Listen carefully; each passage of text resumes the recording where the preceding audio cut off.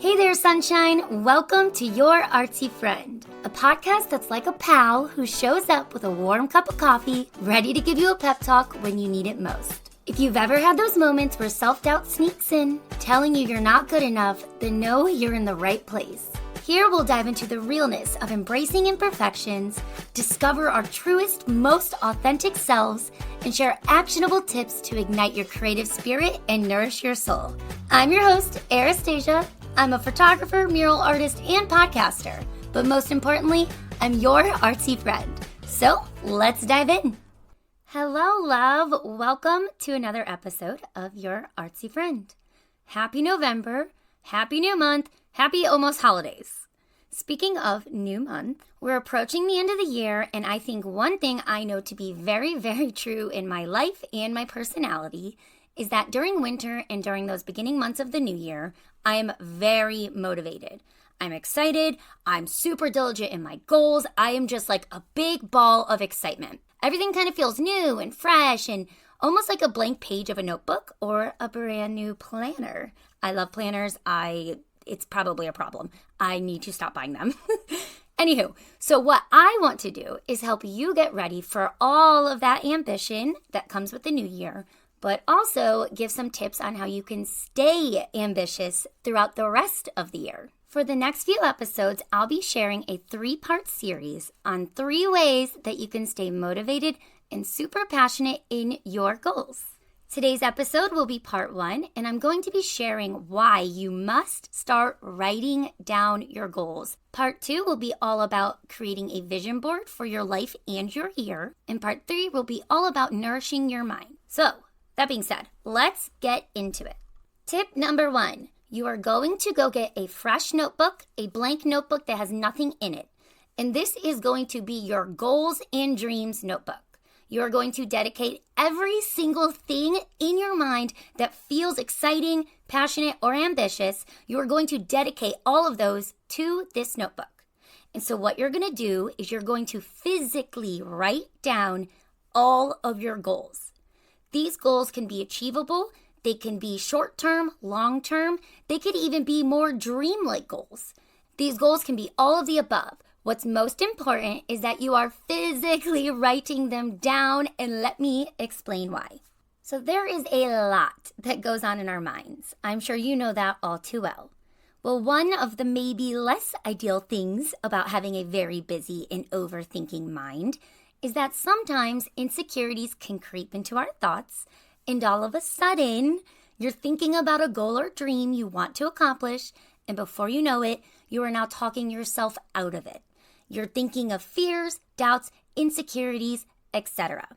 So what I like to do, and what I recommend others do, is take your goals out of your mind where fears can't take over them and physically put them onto something tangible like a piece of paper in your goal book.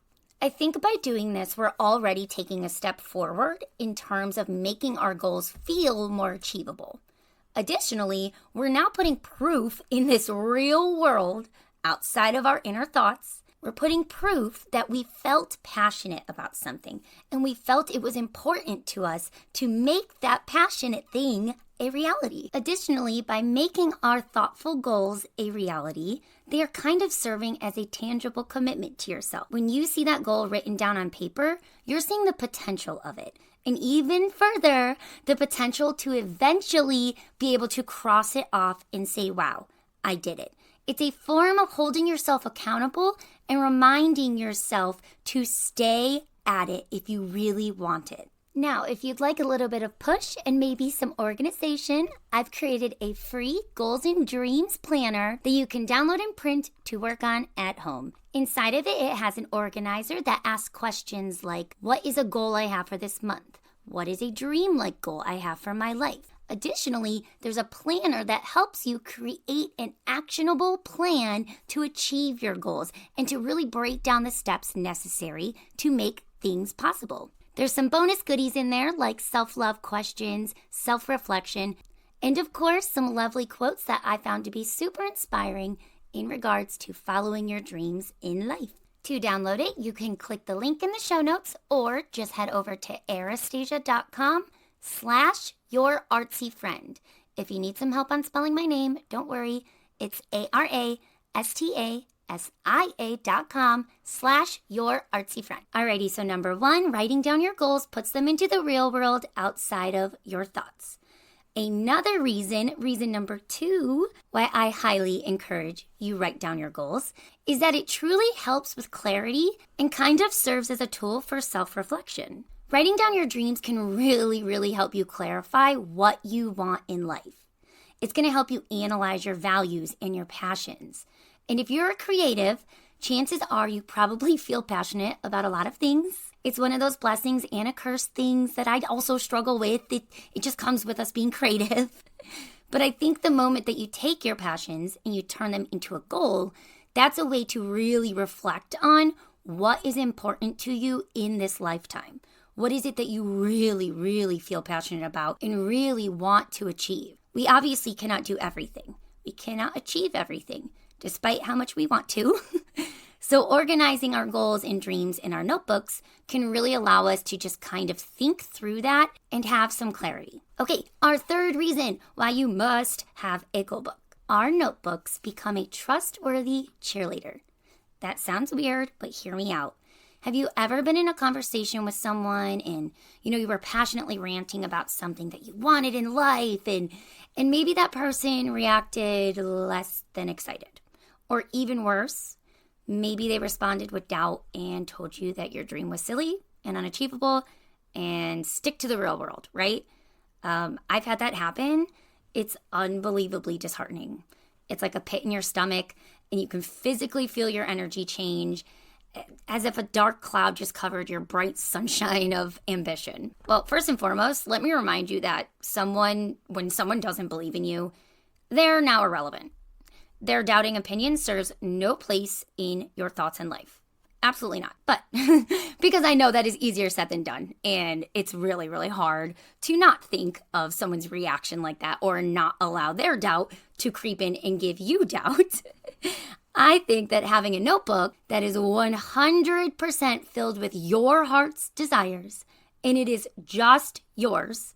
It is not anyone else's notebook, not anyone else's thoughts or opinions. It is truly just you in those pages. Your notebook is now a trustworthy resource that only helps you, only motivates you, never hinders you. Those pages are your heart on paper, and those pages are filled with positive ambition and belief, not negativity. Your notebook becomes a symbol of potential, and it becomes a version of a cheerleader in your life, reminding you to keep at it, keep pushing, stay passionate. Most importantly, it reminds you your dreams matter. They matter and they are achievable. Now, when I say that I've been practicing these tips for years, I am really not exaggerating. I have been writing my goals and dreams down forever. When I first opened my business, I was writing them down. And just the other day, I was looking through some of these old notebooks, and it was just such a grounding and, uplifting moment. It was really cool to realize how far I've come and to realize that some of the goals I have achieved now felt like crazy dreams before. In these notebooks, I had things like start a podcast, start selling your paintings. I even had bucket list goal, paint 1 mural in my lifetime.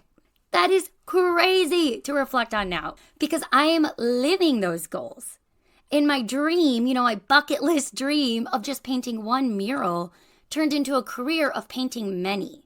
And so I think by having all of those goals written down at the time, obviously, like I've been saying, motivated me and pushed me to make them important. But also, I think now at 31 years old, seeing that I did achieve those goals, and back then it felt really scary and big and maybe unachievable, that is a little reminder to me now that these new goals I have and these new dreams I have that feel really big and scary and maybe unachievable are in fact achievable. Because back then I did it and now I can do it again. Writing down your goals will allow you to think ahead, past all the doubts, and focus on what you want for yourself in your life. So a quick little recap on why you will start writing down your goals today. Am I right? 1, it allows you to turn thoughts into a reality of belief and potential. 2, it allows you to have clarity and self-reflection. And 3, it allows you to have a safe and trusted place of hope and belief, much like a little cheerleader in your life saying to keep doing it, keep at it. Thank you so much for listening to this episode. Stay tuned for our part 2 and part 3 of this entire series, all about motivating yourself and staying motivated in your goals. In the meantime, be sure to share this episode with a friend if it helped you at all. And of course, feel free to reach out to me on Instagram and let me know when you're listening. You can find me at Arastasia, Arastasia. And don't forget, your free printable planner can be found on my website, arastasia.com/yourartsyfriend. That being said, till next time.